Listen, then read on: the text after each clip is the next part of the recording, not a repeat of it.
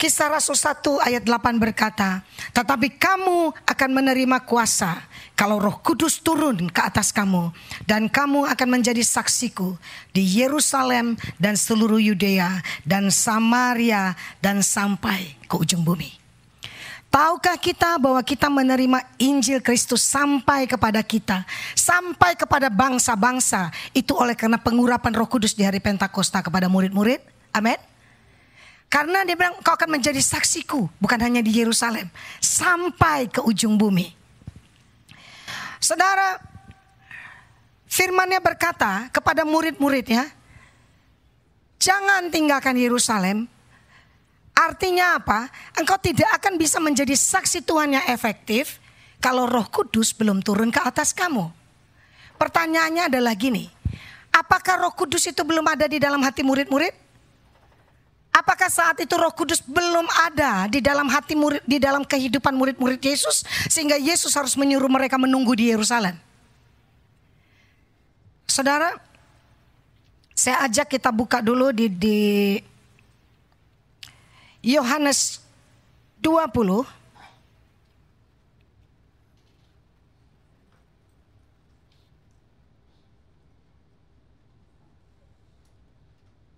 Yohanes 20.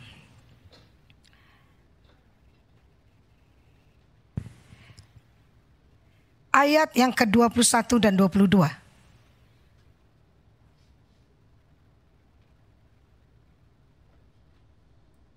Kita baca sama-sama yuk. Sebelum kita baca, saudara, ini adalah waktu pertama kali setelah Yesus bangkit, dia menampakkan diri kepada murid-muridnya. Waktu murid-murid berkumpul di satu rumah, tiba-tiba Yesus datang. Mereka kaget. Ya, itu setelah pagi Maria sudah bertemu beberapa murid, baru Maria yang melihat Tuhan Yesus. Lalu Tuhan Yesus muncul di tengah-tengah ruangan. Nah, saat itu Thomas nggak ada, tapi yang ada adalah murid-murid yang lain. Ayat 21 kita baca sama-sama. Maka kata Yesus sekali lagi, damai sejahtera bagi kamu. Sama seperti Bapa mengutus aku, demikian juga sekarang aku mengutus kamu. Dan sesudah berkata demikian, ia apa? Mengembusi mereka dan berkata,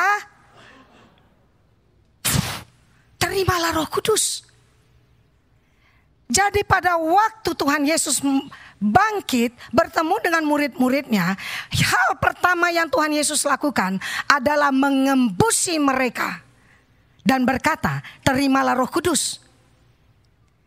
40 hari kemudian, saudara, waktu Tuhan Yesus mau naik ke surga, dia berkata kepada murid-muridnya, jangan tinggalkan Yerusalem sampai Roh Kudus turun ke atas kamu. Kamu akan menerima kuasa apabila Roh Kudus turun ke atasmu. Berarti ini dua hal yang berbeda, bukan?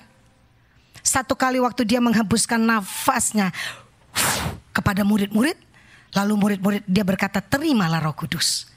Hal yang kedua dia berkata, tunggu sampai kamu dipenuhi kuasa pada saat Roh Kudus turun. Dan 10 hari setelah itu, murid-murid berkumpul di Lutan Yerusalem selama 120 orang murid selama 10 hari. Mereka berdoa, mereka berpuasa, mereka memuji Tuhan, mereka menantikan Roh Kudus yang dijanjikan Bapa, yang dikatakan Yesus. Mari kita baca apa yang terjadi pada hari Pentakosta. Saya percaya saudara sudah banyak yang tahu kisahnya, tapi mungkin ada beberapa saudara yang mungkin belum tahu. Mari kita baca. Kejadiannya ada di dalam Kisah Rasul 2 ayat 1 sampai 21. Kita baca bersama-sama yuk. Saudara perhatikan ya, ada? Oke. 1, 2, 3. Ketika tiba hari Pentakosta, baca semuanya yuk. Semua orang percaya berkumpul di satu tempat. Tiba-tiba turunlah dari langit suatu bunyi seperti tiupan angin keras yang memenuhi seluruh rumah di mana mereka duduk. Dan tampaklah kepada mereka lidah-lidah seperti nyala api yang bertebaran dan hinggap pada mereka masing-masing. Maka penuhlah mereka dengan Roh Kudus, lalu mereka mulai berkata-kata dalam bahasa-bahasa lain seperti yang diberikan oleh Roh itu kepada mereka untuk mengatakannya. Waktu itu di Yerusalem diam orang-orang Yahudi yang saleh dari segala bangsa di bawah kolong langit. Ketika turun bunyi itu, berkerumunlah orang banyak. Mereka bingung karena mereka masing-masing mendengar rasul-rasul itu berkata-kata dalam bahasa mereka sendiri. Mereka semua tercengang-cengang dan heran lalu berkata, bukankah mereka semua orang yang berkata-kata itu orang Galilea? Bagaimana mungkin kita masing-masing mendengar mereka berkata-kata dalam bahasa kita sendiri? Yaitu bahasa yang kita pakai di negeri asal kita. Kita orang Parsia, Media, Elam, penduduk Mesopotamia, Yudea dan Kapadokia, Pontus dan Asia, Frigia dan Pamfilia, Mesir dan daerah-daerah Libya yang berdekatan dengan Kirene, pendatang-pendatang dari Roma. Baik orang Yahudi maupun penganut agama Yahudi, orang Kreta dan orang Arab. Kita mendengar mereka berkata-kata dalam bahasa kita sendiri tentang perbuatan-perbuatan besar yang dilakukan Allah. Mereka semua apa saudara? Tercengang-cengang dan sangat termangu-mangu sambil berkata seorang kepada yang lain. Apakah artinya ini? Tetapi orang lain menyindir, mereka sedang mabuk oleh anggur manis. Maka bangkitlah Petrus berdiri dengan ke-11 rasul itu. Dan dengan suara nyaring ia berkata kepada mereka, hai kamu orang Yahudi dan kamu semua yang tinggal di Yerusalem, ketahuilah dan camkanlah perkataanku ini. Orang-orang ini tidak mabuk seperti yang kamu sangka. Karena hari baru pukul 9. Tetapi dengan perantara Nabi Yoel, akan terjadi pada hari-hari terakhir. Demikianlah firman Allah, bahwa aku akan mencurahkan rohku ke atas semua manusia. Maka anak-anakmu laki-laki dan perempuan akan bernubuat. Dan teruna-terunamu akan mendapat penglihatan-penglihatan. Dan orang-orangmu yang tua akan mendapat mimpi. Juga ke atas hamba-hambaku laki-laki dan perempuan akan kucurahkan rohku pada hari-hari itu. Dan mereka akan bernubuat. Dan aku akan mengadakan mujizat-mujizat di atas, di langit, dan tanda-tanda di bawah, di bumi. Darah dan api dan gumpalan-gumpalan asap. 20. Matahari akan berubah menjadi gelap gulita, dan bulan menjadi darah sebelum datangnya hari Tuhan yang besar dan mulia itu. 21, baca sama-sama. Dan barang siapa yang berseru kepada nama Tuhan, diselamatkan. Saudara, ini adalah nubuatan Yoel yang digenapi dimulai dari hari Pentakosta. Yoel berkata pada hari terakhir. Hari terakhir kapan? Menjelang kedatangan Yesus. Kita sudah tahu Yesus mau datang, bukan? Sudah sangat dekat. Tahukah kita? Hari-hari terakhir ini saya percaya Roh Kudus itu akan dicurahkan lebih dahsyat lagi dari sebelumnya. Amin. Amin. Lebih dahsyat lagi dari sebelumnya. Kenapa? Dimulai dari Pentakosta. Dimulai dari 120 murid yang dipenuhi dengan kuasa.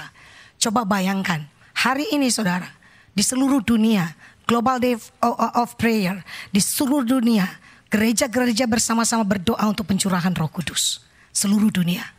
120 murid di Yerusalem dibaptis dengan Roh Kudus. Dampaknya kita tahu sampai saat ini. Coba bayangkan. Orang Kristen yang ada di dunia ini saat ini, mereka yang spirit filled, mereka yang dipenuhi dengan Roh Kudus. Saudara bisa bayangkan apa yang bisa terjadi pada dunia ini. Yesus sudah semakin begitu dekat datangnya. Bukan hanya kita yang harus lebih lagi berdoa supaya kedahsyatan Tuhan itu, kedahsyatan kuasa Roh Kudus itu bekerja di bumi. Iblis pun bekerja, karena firman-Nya berkata apa? Semakin hari-hari ini semakin jahat. Saudara, kita lihat dikatakan pada saat itu di kitab Yoel, waktu Petrus mengutip kitab Yoel, dia bilang begini, Roh Kudus dicurahkan atas anak-anak, atas teruna-teruna, atas orang muda, atas orang tua, berarti semua umur. Amin. Kita akan berdoa buat anak-anak juga hari ini. Supaya mereka dari kecil itu penuh dengan karunia Roh Kudus. Kita berdoa, hari ini saya melihat saudara, karunia Roh Kudus yang bekerja luar biasa di tengah-tengah kita. Ada beberapa saudara yang bersaksi kepada saya. Saudara mengalami bukan cuma encounter dengan Tuhan, tapi mengalami yang namanya supranatural, kepenuhan Roh Kudus seperti yang belum pernah saudara alami sebelumnya. Yang saya bilang, saya belum pernah, baru tahun ini pastor. Penglihatankah, nubuatankah, pernyataan Tuhankah? Saudara lagi di jalan, tiba-tiba engkau dipenuhi Roh Kudus dan engkau diberi kekuatan yang baru. Saudara lihat, pada waktu Tuhan Yesus menghembusi murid-muridnya, pada waktu dia pertama kali, yang waktu setelah dia bangkit, dan dia berkata, terimalah Roh Kudus. Itu saatnya murid-murid itu lahir baru, menerima Roh Kudus dalam hati mereka. Sama seperti kita. Setiap orang yang menerima Yesus, Roh Kudus tinggal di dalam kita. Amin. Amin. Setiap kita yang sudah terima Yesus, Roh Kudus itu sudah ada di dalam hati kita. Tapi itu belum cukup. Itu belum cukup. Kalau saudara baca di dalam Yohanes 20, seterusnya dia bilang begini. Kalau kamu mengampuni orang, kamu bilang kepada satu orang dosamu diampuni, mengampuni orang, dosanya diampuni. Tapi kalau engkau berkata dosanya tetap ada, dosanya tetap ada. Itu di Yohanes. Di Yohanes tidak berkata tentang kuasa yang lain. Tidak bicara tentang karunia. Tapi bicara tentang otoritas kita diberikan sebagai kita anak Allah. Amin. Apa yang kamu ikat di bumi terikat di surga. Apa yang kau lepaskan di bumi terlepas di surga. Tetapi itu belum cukup buat murid-murid. Tuhan berkata kalau engkau mau menjadi saksi, engkau mau melayani, engkau mau berhadapan dengan dunia, engkau perlu penuh dengan Roh Kudus. Amin. Amin. Nantikan Roh Kudus. Ini terjadi di hari Pentakosta. Mereka berkumpul 120 orang, saudara. Mereka tidak tahu kapan mereka akan kepenuhan Roh Kudus. Tapi waktu mereka menanti dikatakan, tiba-tiba ada suara yang keras seperti angin. Saudara tahu kata angin? Kata angin itu bahasa Ibrani-nya ruah. Dipakai kata ruah. Bahasa Yunani-nya pneuma. Saudara, kata yang sama, kata angin itu adalah katanya roh. Jadi waktu Allah menghembuskan nafasnya kepada Adam, menghembuskan nafasnya kepada manusia, mereka menjadi living being, spiritual. Amin. Sama. Jadi waktu angin, kata ruah itu datang, dan suara itu bukan hanya didengar oleh murid-murid, betul kan?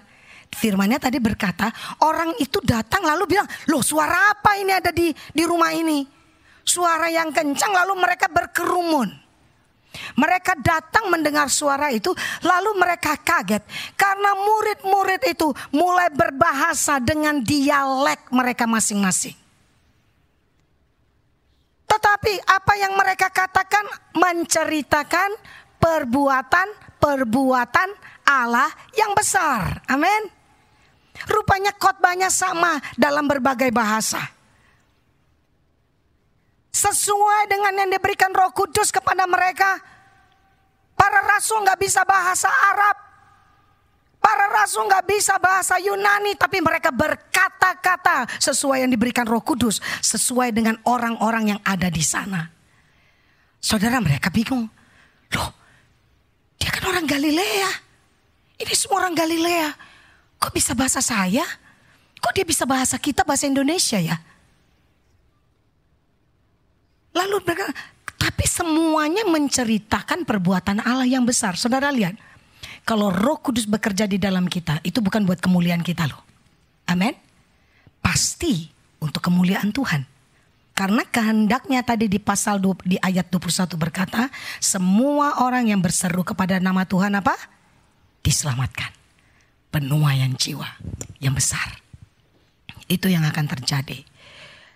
Dipenuhi dengan Roh Kudus, itu artinya kita di-empowered, diberi kuasa. Amin. Saudara, ini yang terjadi pada hari-hari terakhir. Setiap orang yang dipenuhi Roh Kudus, artinya kita itu sedang diberi kuasa oleh Tuhan.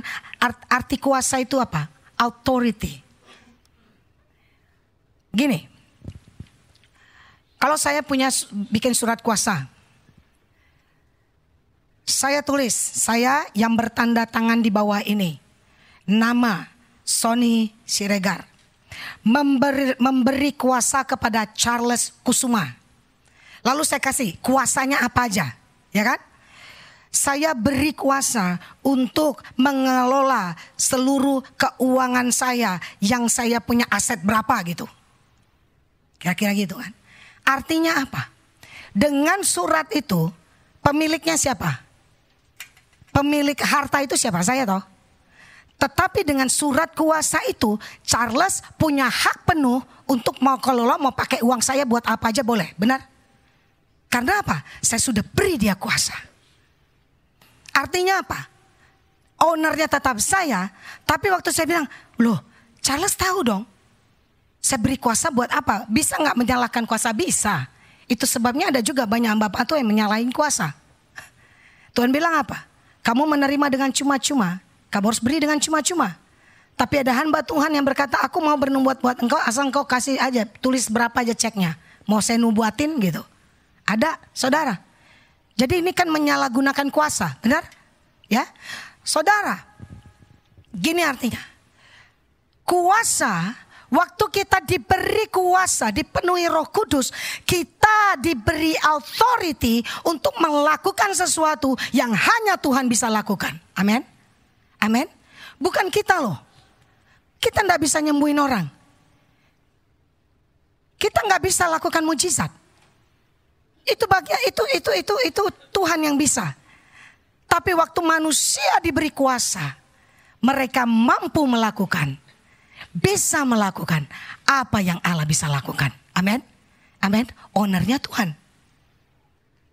Itu sebabnya kalau saudara berdoa bukan karena engkau, jangan kecil hati orang sakit, udah sakit sekarat saudara berdoa kesembuhan malah mati. Lalu sekolah bilang, waduh saya gak berani lagi. Bukan emang kehendak Tuhan, emang dia memang udah waktunya. Saudara mau cabut-cabut juga gak bisa. Saudara perpanjang umur siapa yang bisa gitu. Tapi waktu engkau berdoa dengan iman, engkau berkata Tuhan yang nyembuhin siapa? Tuhan sendiri. Amin. Nah saudara, itu artinya kuasa. Bisakah kita sebagai anak-anak Tuhan, kita melayani, kita bergerak nih, saya kasih tahu. Setiap hari hidup kita ini peperangan rohani toh. Setiap hari. Tanpa kita sadari. Waktu saudara berdoa, saudara sedang berdoa, saudara berdoa minta proteksi buat keluarga. Saudara berdoa setiap hari waktu saudara keluar, penjagaan saudara berdoa supaya engkau selamat. Supaya tidak ada kecelakaan. Engkau berdoa tuh, bukan?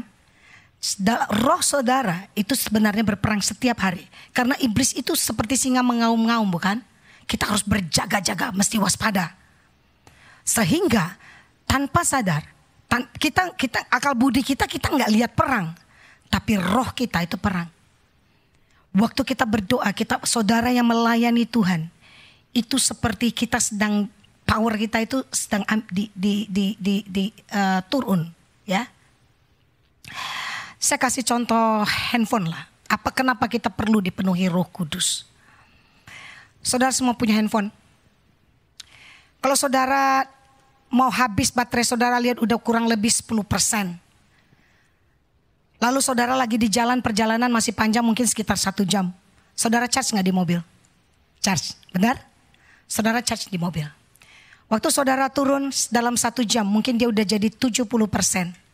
Saudara kira-kira tahu dong, kalau 70% ini kira-kira berapa jam kemudian saudara harus charge lagi, betul? Betul? Bisa gak saudara? Itu sama seperti kita.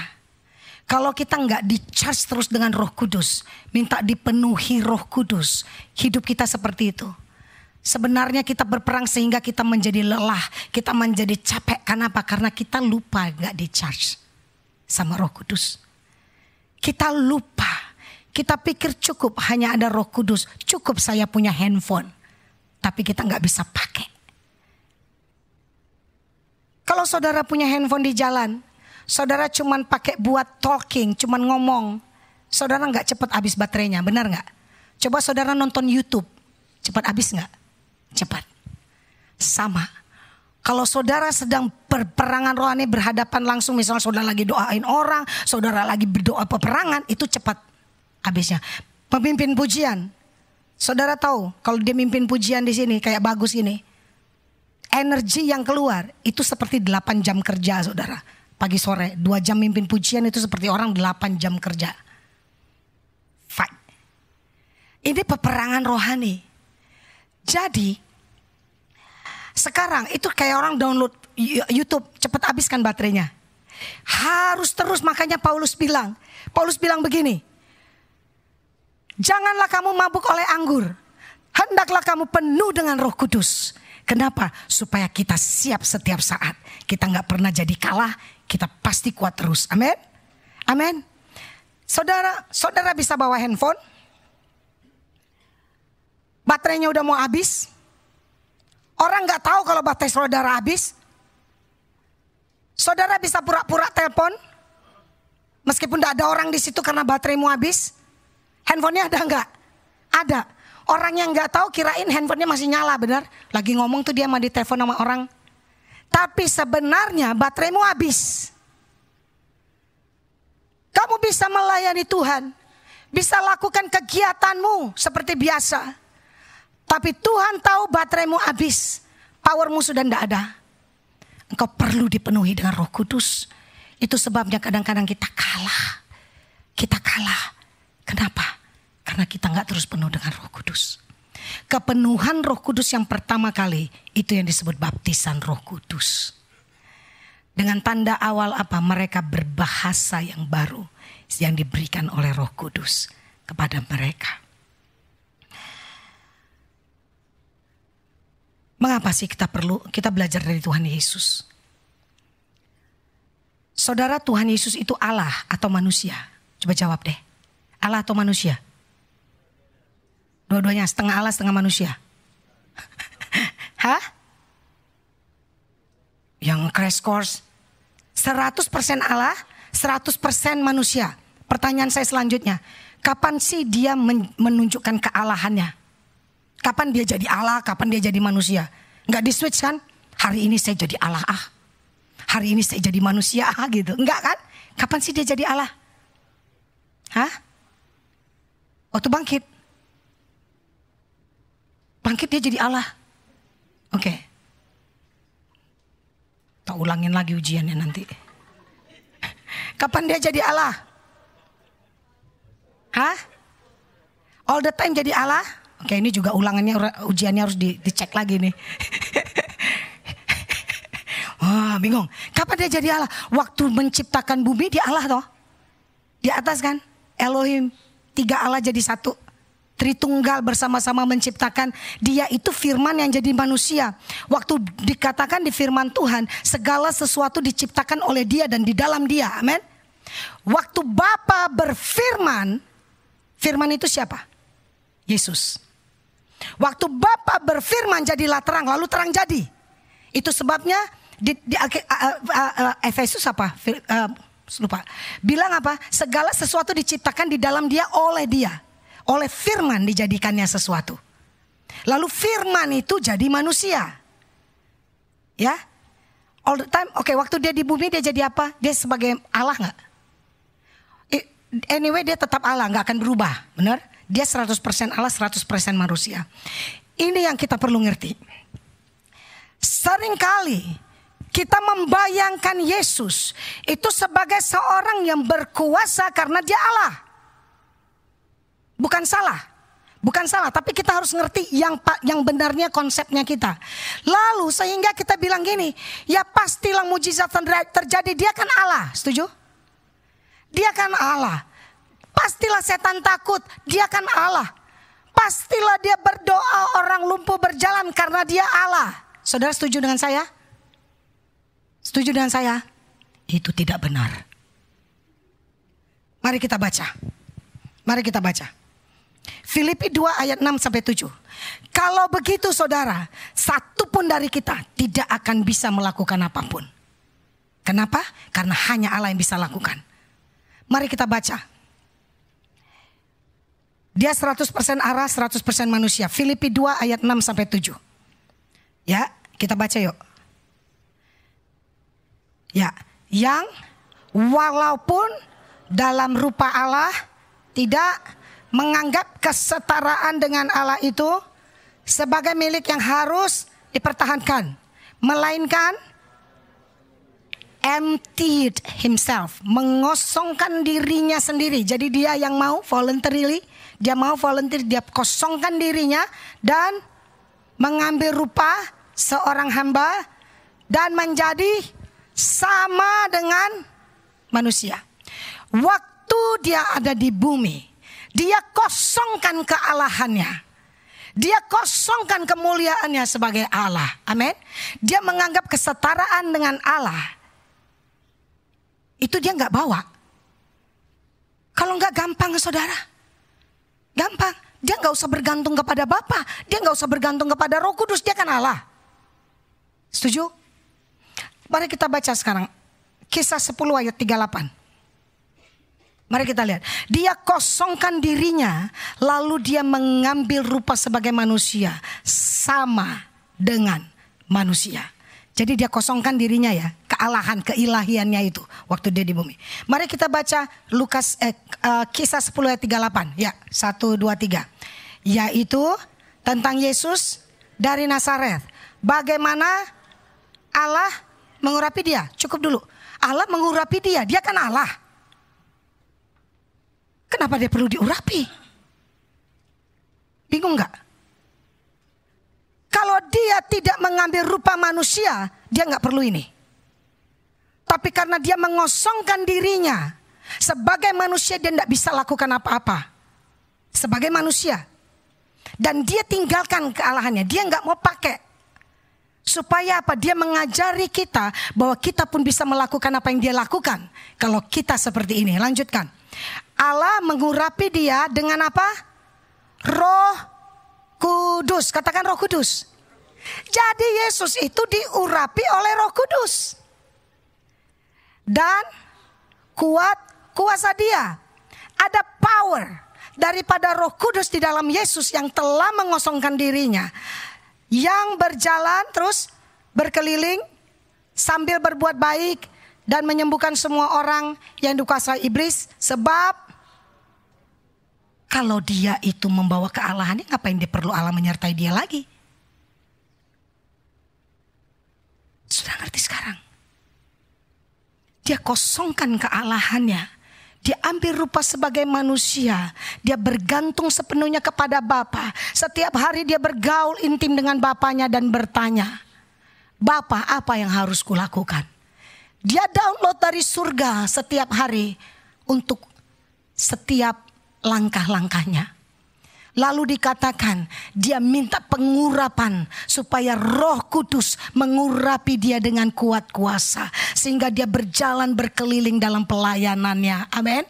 Jadi apa yang dia lakukan selama waktu dia di bumi, itu adalah pekerjaan Roh Kudus di dalam dia. Amin. Amin. Saudara, nggak fair buat kita. Kalau Yesus membawa kealahannya lalu dia bilang begini, kamu akan melakukan lebih besar daripada aku lakukan. Nggak mungkin. Mana bisa kita jadi Allah? Tapi waktu dia berkata aku kosongkan dirinya sendiri. Dia dengan rela mengosongkan dirinya lalu berkata, aku bergantung kepada Bapa dan dengan pengurapan Roh Kudus. Sehingga dia berkata begini, akan lebih baik aku kembali ke surga. Sebab kalau aku gak ke surga, Roh Kudus itu gak akan turun. Penghibur itu gak dikirim Bapa. Karena apa? Dia terbatas karena dia sendiri. Tetapi kalau Roh Kudus turun ke atas semua orang, kita semua bisa lakukan sesuai dengan Roh Kudus. Kuasa Roh Kudus yang bekerja dalam kita. Amin. Amin. Sekarang kita ngerti. Kita gak melihat lagi Yesus. Saya dulu punya pandangan yang sama, saudara. Gak heran karena dia Allah. Tapi waktu saya ngerti nih, saya berkata gini, wow. Dan oh ya, satu lagi, Roh Kudus yang membangkitkan Yesus akan membangkitkan kita. Jadi Roh Kuduslah yang membangkitkan Yesus. Ya, amin. Allah yang membangkitkan. Roh kebangkitan itu adalah Roh Kudus. Roh kebangkitan itu yang kelak membangkitkan kita juga. Jadi Yesus dia manusia, dia bisa mati. Tapi Roh Kudus membangkitkan dia. Dan firman-Nya berkata, roh yang sama akan membangkitkan kita. Amin. Saudara tahu betapa dahsyatnya Roh Kudus? pada saat nanti Yesus datang kedua kali di awan-awan yang menjemput kita semua. Firman-Nya berkata, Roh Kudus pun terangkat di surga. Sehingga tidak ada lagi yang menahan kejahatan di bumi. Dan setelah itu baru antikris itu bisa menunjukkan kekuasaannya. Sebab firman-Nya berkata, antikris itu sudah ada, tapi masih ada yang menahannya. Siapa yang menahan? Roh Kudus dan orang-orang kudus.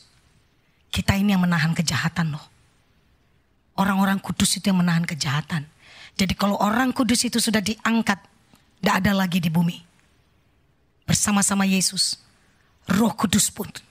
Sehingga kejahatan yang belum pernah terjadi dalam sejarah bumi akan ada di bumi ini.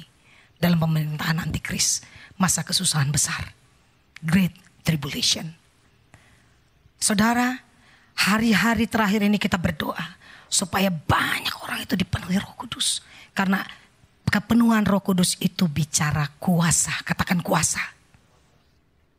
Anak-anak kecil, Abby bilang gini, Mami, I really want superpower. I see power kayak Elsa. Psh, let it go. Gitu terus jadi es gitu saudara. Mereka gak tahu ada kuasa yang lebih besar daripada itu. Kuasa Roh Kudus. Saudara, dahsyat. Itu sebabnya kita perlu dipenuhi dengan Roh Kudus. Peranan Roh Kudus dalam hidup manusia, dalam dunia ini banyak. Salah satu yaitu memberi kuasa kepada kita. Tadi saya sudah katakan apa artinya kuasa. Dan saudara tahu, kita diberi kuasa, di-empowered atau dipenuhi Roh Kudus. Itu bukan buat kita loh. Ingat tadi? Supaya engkau menjadi saksiku. Di Yerusalem, Yudea, Samaria. Dan ada karunia-karunia. Karunia-karunia itu bukan buat kita. Karunia-karunia itu dipakai buat orang lain. Amin. Karunia-karunia itu dipakai buat melayani. Bukan buat kita. Saudara, mari kita baca satu ayat.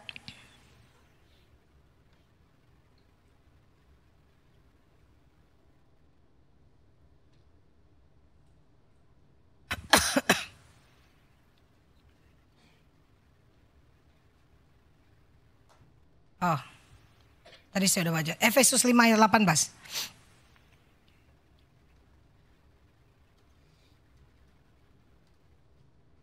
Efesus 5 ayat 18.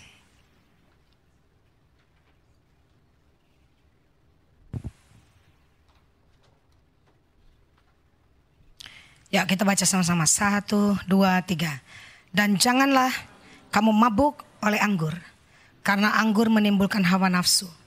Tetapi hendaklah penuh dengan roh. Rohnya itu besar. Hendaklah senantiasa, hendaklah terus menerus kamu dipenuhi dengan roh. Saudara yang sudah pernah dipenuhi dengan Roh Kudus, saudara tinggal minta, Tuhan penuhi aku. Setiap kali kita menyembah, itu adalah saat dimana kita minta Tuhan memenuhi kita. Setiap hari waktu engkau di rumah minta, Tuhan, fill me with the Holy Spirit. Penuhi aku Tuhan. Salah satu cara kalau saudara sudah dipenuhi Roh Kudus, saudara sudah berbahasa roh. Bagaimana engkau bisa dibangkitkan dengan berbahasa roh? Amin. Karena bahasa roh itu di firman Tuhan bilang, orang yang berbahasa roh dia membangun dirinya sendiri. Jadi waktu saudara sudah diberikan bahasa baru yaitu bahasa roh, saudara berdoalah dalam roh, engkau akan bangkit kembali. Engkau di-charge up. Kembali penuh terus, kembali penuh terus. Seberapa engkau perlu segitulah Tuhan memenuhi engkau. Penuh. Itu sebabnya seringkali dalam kelelahan fisik kita, waktu kita menyembah, kita berdoa, kita bukannya makin capek, bukan? Pernah ngalamin? Saudara bukan makin capek, makin seger, makin kuat. Padahal engkau lagi lelah. Padahal engkau fisikmu capek, rasanya engkau butuh istirahat. Orang bilang enggak make sense ini orang-orang Kristen. Enggak make sense ini orang Kristen. Kamu kerja dari pagi sampai sore, kamu masih melayani Tuhan, kamu masih ini enggak ada waktu buat kamu. Kenapa masih punya kekuatan dari mana? Mereka nggak tahu 2 jam waktu kita menyembah Tuhan itu seperti kita lagi di plug in ke Roh Kudus. Kita di plug in, kita sedang di charge. Sehingga kita punya kekuatan yang terus menerus dari dalam kita. Amin. Mereka nggak tahu rahasianya. Itu rahasia kita. Itu rahasia kita. Waktu engkau di plug in ke Roh Kudus. Di empower sama Tuhan. Setiap hari engkau menjalani waktu engkau di tempat kerja. Ada orang-orang yang saudara udah gak tahan sama manajer saudara. Tiap hari rasanya, dalam nama Yesus beri aku kesabaran Tuhan. Itu perang itu. Itu perang. Itu lagi dikuras itu. Terus belum lagi nanti ada orang yang udah bikin saudara marah banget misalnya. Nah itu perang. Itu malah dikuras lagi. Tapi waktu engkau ada dalam hadirat Tuhan. Engkau plug in lagi dengan Roh Kudus. Engkau disegarkan. Ada kekuatan baru. Buat perang selanjutnya. Amin. Amin. Saudara. Jadi buat kita dan buat orang lain. Apa sih syaratnya orang penuh Roh Kudus? Yang pertama. Seorang yang harus sudah lahir baru. Tadi ingat. Tuhan Yesus berkata kepada murid-muridnya, waktu dia bangkit, dia hembusi mereka. Tapi kemudian dia bilang, sebelum dia naik ke surga, kamu perlu dipenuhi Roh Kudus. Ya kan? Ada 2. Waktu setiap orang yang menerima Tuhan Yesus ada Roh Kudus. Tapi waktu engkau dipenuhi dengan Roh Kudus, adalah orang yang sudah ada Roh Kudus baru bisa dipenuhi. Yang kedua. Syaratnya apa? Cuma 1. Yang kedua tuh sederhana, rindu. Ingat, dia itu gentle spirit. Dia tidak akan pernah maksa. Roh Kudus itu roh yang manis dan lembut. Dia gak pernah maksa saudara. Even Tuhan Yesus kalau mau masuk di dalam hati kita, dia gak pernah maksa. Di dalam Wahyu berkata, dia berdiri di depan pintu dan mengetuk. Barang siapa membuka hatinya dan menyilahkan dia masuk, mempersilahkan, dia akan tinggal bersama-sama dengan kita. Amin. Dia tidak pernah paksa kita. Beda dengan roh jahat. Roh jahat paksa dan diposes, dikuasai. Kita diberi kuasa oleh Roh Kudus, bukan dikuasai. Gak ada kata dikuasai. Dipenuhi. Ada satu saat di perjanjian lama, waktu nabi-nabi dikuasai roh, mereka gak tahan, mereka bernubuat. Kenapa? Karena saat itu mereka harus dipakai Tuhan berkata-kata. Tapi pakai bahasa mereka yang ngomong, saudara. Engkau punya hati yang rindu. Tuhan, aku mau, aku perlu, sebab memang kita perlu kuasa. Buka hati. Yang ketiga, Markus 11 ayat 24. Boleh dibuka? Karena ada beberapa hal yang terjadi, apa yang menghalangi seseorang itu enggak dibaptis Roh Kudus, saudara. Rupanya ya ini juga salah satu. Saudara sudah rindu, saudara sudah lahir baru. Waktu kita berdoa, Markus 11 ayat 24.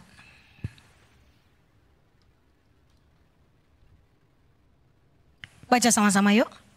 Karena itu, aku berkata kepadamu, apa saja yang kamu minta dan doakan, percayalah bahwa kamu telah menerimanya, maka hal itu diberikan kepadamu.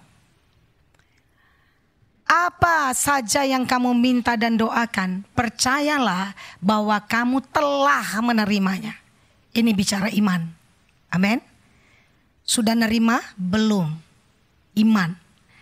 Waktu kamu minta doakan, mungkin kamu belum lihat, tapi percayalah kamu telah menerimanya. Maka hal itu akan diberikan kepadamu. Kadang ada yang menghalangi kita, benar gak ya dari Tuhan? Saya takut saya ikut-ikutan teman. Saya takut, ada banyak macam-macam manifestasi bagaimana waktu kita dipenuhi Roh Kudus. Itu sebabnya orang water baptism, baptisan air itu sama semua toh. Cuman bedanya bisa di kolam, bisa di bathtub, bisa di sungai, bisa di laut. Yang penting ada air, ya enggak? Tapi caranya sama. Yang penting ada air, benar? Tetapi kalau Roh Kudus ini bisa beda-beda, saudara. Di dalam Alkitab dikatakan, ada yang waktu mereka menerima Roh Kudus, waktu mereka ditumpangi tangan oleh para rasul. Satu kali rasul itu cuman apa? Cuman khotbah tentang Roh Kudus. Tiba-tiba orang itu ngomong, udah ngomong bahasa roh, speaking in tongue. Lagi khotbah, speaking in tongue. Lalu mereka penuh dengan Roh Kudus. Kita nggak bisa membatasi bagaimana Roh Kudus membaptis kita. Amin.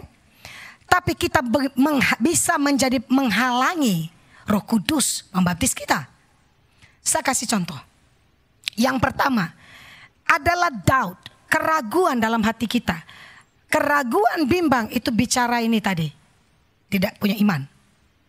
Percaya kamu menerimanya, ya.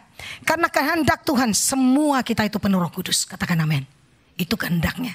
Jadi bukan dia pilih-pilih dulu, dia kan enggak, yang penting kamu lahir baru. Kamu rindu. Mereka dengar khotbah dipenuhi Roh Kudus kok gitu. Nah saudara, jangan sering menghalangi kita. Ini benar dari Tuhan gak ya? Benar ya? Apalagi orang yang logik nih.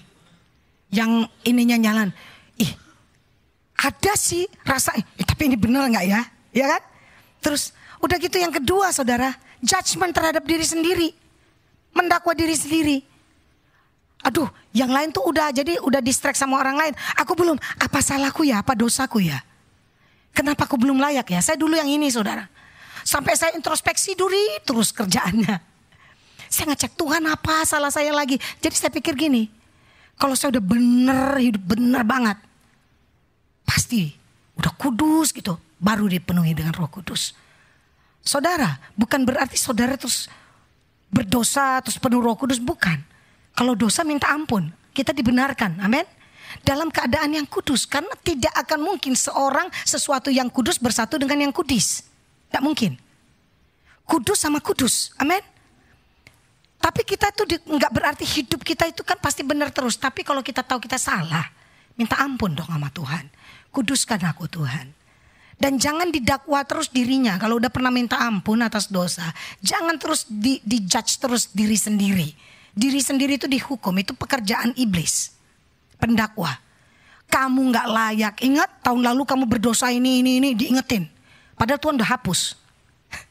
Diingetin terus kita ingat. Iya ya pantesan aku belum dibaptis Roh Kudus. Aku berdosa sih. Dulu gini-gini. Kita yang ingetin terus dosa kita. Jadi kita jadi sahabatnya iblis. Ngingetin dosa kita sendiri. Padahal Tuhan bilang. Apa yang sudah aku hapus. Aku hapus. Amin. Dia sudah bersihkan kita. Waktu kita dibersihkan. Kita ini kudus. Kita ini layak. Worthy. Di hadapan Tuhan. Ingat baik. Kau sudah menerima Yesus. Engkau rindu buka hati. Yang ketiga tadi dikatakan apa?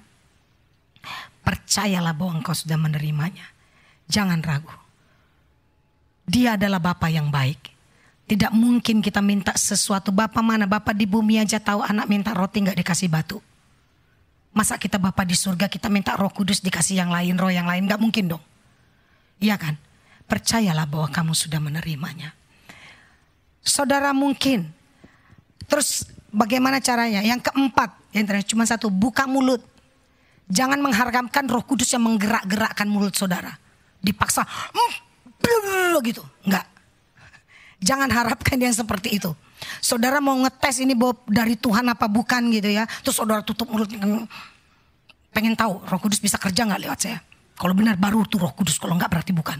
Yang enggak sampai kapan juga Tuhan Yesus datang gak bakal dibaptis Roh Kudus. Beneran. Karena dia gak akan pernah maksa kita.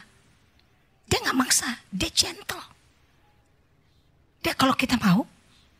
Kita berikan, kita yang pakai. Makanya kalau orang dipenuhi Roh Kudus, orang yang berbahasa roh, itu bukan bahasa suara yang lain, roh yang lain gitu. Kita sendiri. Tapi dia yang diberikan roh kepada mereka masing-masing. Buka mulut saudara. Saya sederhana cuma bilang gini. Kalau kamu menerima sesuatu, kamu ngomong apa? Terima kasih. Terima kasih Tuhan. Ya kan? Bisa dong. Kan dengan terima kasih Tuhan. Kau yang membaptis aku dengan Roh Kudus. Haleluya. Mulai buka mulut saudara. Terima kasih Tuhan. Terima kasih. Dan waktu ada sesuatu yang bergerak di dalam saudara yang diberikan Roh Kudus, saudara berkata-kata dari mulai haleluya. Mulai haleluya. Mungkin dari haleluya. Terus keluar bahasa roh saudara. Oh haleluya. Rabasyana takabaseke. Saudara keluar bahasa rohnya. Terusin. itu gak akan hilang. Gak akan hilang. Tapi at least kau tahu, ada orang bilang aku rasa panas, tapi aku rasa ada sesuatu yang dalamku yang bergerak lalu mulai keluar dari dalam. Gak masalah. Cara Tuhan beda-beda pada setiap orang. Saya orang sangat pakai logika, saudara. Berkali-kali saya maju, saya enggak penuh Roh Kudus. Saya bingung, orang udah slain in the spirit. Selalu saya jadinya nanya diri saya, Tuhan kasih tahu saya kenapa saya belum penuh Roh Kudus. Kenapa saya enggak dibaptis Roh Kudus. Karena apa? Rupanya ini nih yang penghalang paling utama itu pikiran ini loh. Orang-orang yang logikanya kuat, ini biasanya yang jadi penghalang. Karena kita mau menganalisa sesuatu dan pikiran kita. Saudara tidak bisa menjangkau pikiran Tuhan. Tidak bisa. Saudara, saya dipenuhi Roh Kudus pada waktu kita lagi worship. Kita lagi berdiri, saya belum worship in spirit. Saya masih memakai akal budi saya. Terima kasih aku menyembahmu Tuhan. Saya worship dan bahasa akal budi saya. Tiba-tiba saya seperti bukan penglihatan. Saya seperti dibawa ke dalam satu taman yang begitu indah. Bagus banget. Bagus banget. Dan saya menikmati itu. Rupanya orang udah duduk mau dengar firman Tuhan ya kan. Udah duduk, saya masih berdiri. Dan waktu saya udah gak di taman itu lagi. Saya kembali di tempat saya sedang berbahasa roh. Kakak saya bilang, kamu 10 menit udah bahasa roh. Jadi bukan karena ditumpangi tangan atau karena yang lain. Tapi saya punya kerinduan yang luar biasa untuk dipenuhi Roh Kudus. Saya punya kerinduan setiap kali ada doa. Waktu tahun 90-an awal saudara, itu sering banget di mana persekutuan ada pencurahan Roh Kudus, saya pasti datangi. Kenapa? Karena saya mau dipenuhi Roh Kudus. Tapi Tuhan memberikan itu pada waktu saya worship. Adik saya mendapatkannya waktu di rumah. Dia rindu, dia bilang gini. Sama temennya, sama-sama persekutuan dia bilang gini. Janjian yuk ketemu di udara, artinya ketemu di udara. Ketemu jam 10 sama-sama berdoa gitu. Dia di rumahnya, temannya di rumahnya. Terus dia bilang, iya ya, doakan juga. Aku pengen penuh Roh Kudus gitu kan. Dibaptis Roh Kudus. Jadi benar, jadi mereka janjian berapa orang ketemu di udara jam segitu. Teman-temannya berdoa supaya adik saya ini, adik sepupu saya dipenuhi dengan Roh Kudus. Dan dia di kamar sendiri, dia berdoa. Tiba-tiba dia berbahasa roh, dia dipenuhi Roh Kudus. Hari itu, sendiri. Di kamar. Saudara, macam-macam. Kita gak bisa batasi. Tapi kita punya menjadi wadah yang rindu untuk dipenuhi Roh Kudus. Amin. Amin. Ingat saudara, ini kehendak Tuhan. Di akhir zaman ini, dunia ini semakin jahat. Iblis semakin gencar ingin menjatuhkan kita, menjatuhkan keluarga kita. Kita perlu kuasa, kita perlu power. Amin. Tundukkan kepala, saya undang kita bangkit berdiri bersama-sama.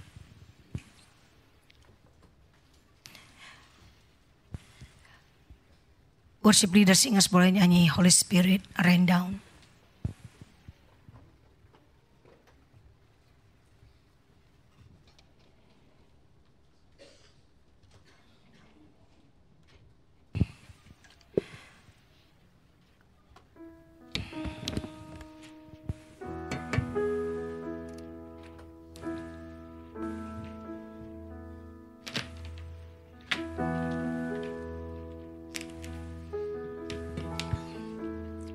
Anak-anak boleh disiapkan.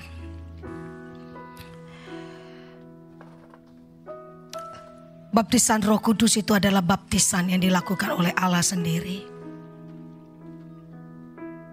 Tidak perlu campur tangan manusia.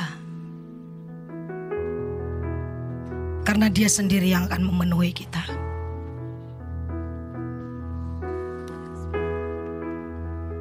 Kalau saudara sudah pernah dipenuhi Roh Kudus dan saudara berkata, aku ini seperti baterai yang mulai Tuhan, yang mulai redup. Aku perlu Engkau Roh Kudus memenuhiku kembali. Saudara mungkin sudah pernah diberikan bahasa yang baru, namun engkau gak pernah pakai. Kau gak pernah charge. Bahasa itu tidak akan pernah hilang. Buka mulutmu dan berkata-katalah. Saya percaya kehendak Tuhan kita semua dipenuhi Roh Kudus malam hari ini. Saudara yang belum pernah dipenuhi Roh Kudus, belum pernah dibaptis Roh Kudus, saudara belum berbahasa roh, saudara mengerti malam ini, dan saudara mau berkata, aku mau Tuhan. Mari sekarang cek. Kalau masih ada kesalahan, masih ada dosa, minta ampun. Dia Allah yang mengampuni kita. Syaratnya cuma satu, saudara sudah lahir baru. Apa itu lahir baru? Kalau engkau pernah menerima Dia sebagai Tuhan Yesus secara pribadi dalam hidupmu.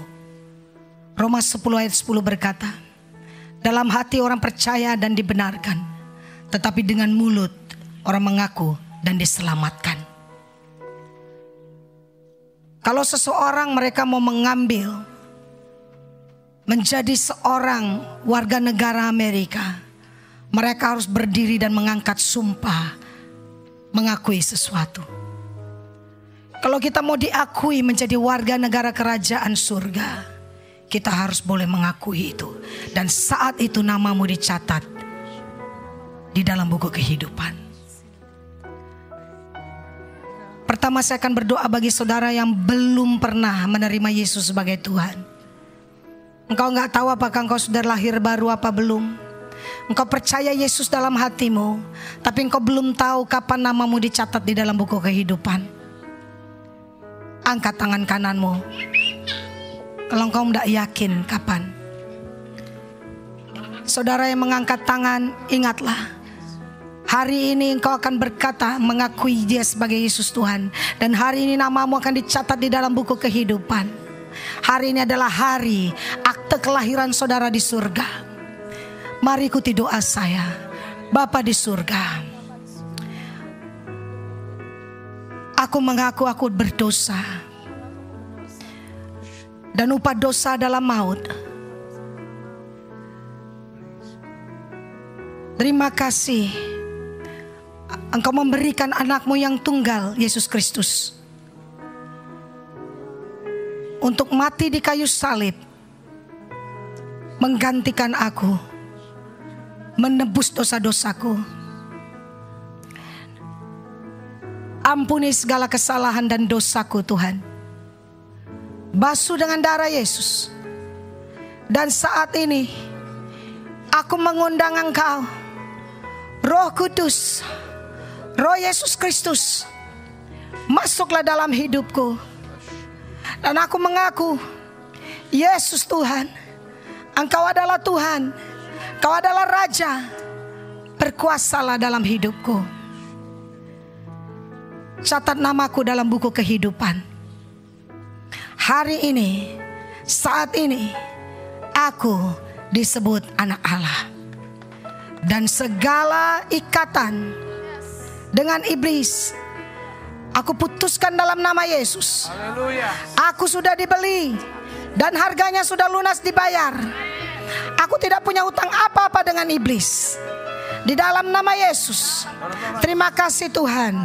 Engkau meteraikan saat ini ya Bapa, aku berdoa di dalam nama Yesus. Setiap anak-anakmu yang mengaku Yesus Tuhan, hari ini Kau sudah mencatat nama mereka di dalam buku kehidupan. Dan malaikat di surga bersorak-sorai oleh karena ada satu orang yang bertobat. Di dalam nama Yesus. Di dalam nama Yesus. Mari saudara angkat tangan saudara. Kita akan berdoa buat anak-anak ini supaya mereka dipenuhi dengan Roh Kudus. Kids, raise your hand. The Holy Spirit will empower you with power in Jesus' name. Raise your hand and ask God to fill you with the Holy Spirit. Be filled with the Holy Spirit. Penuhi dengan kuasa dari mulai kecil. Tuhan mencurahkan Roh-Mu atas mereka. Dalam nama Yesus. Dalam nama Yesus. Be filled with the Holy Spirit.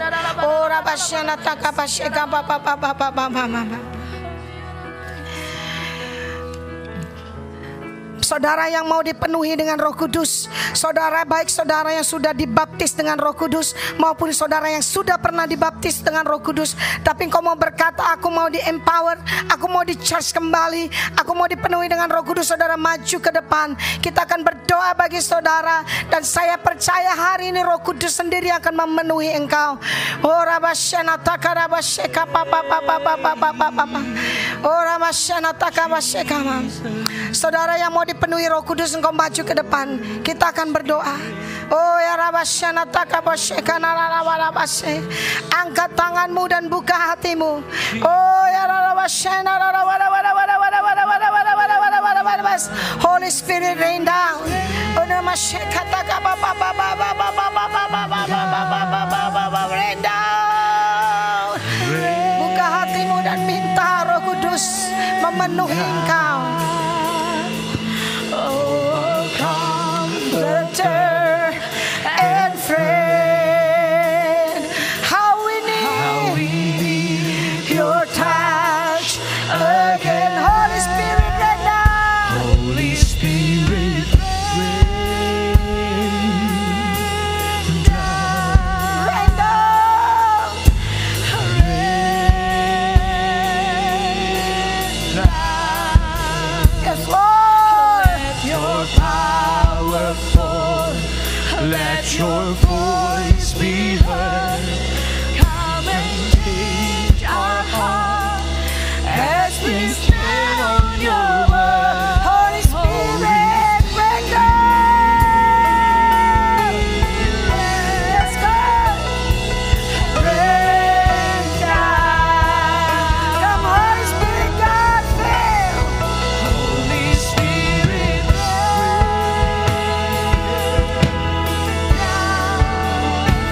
Oh, Rabasyana.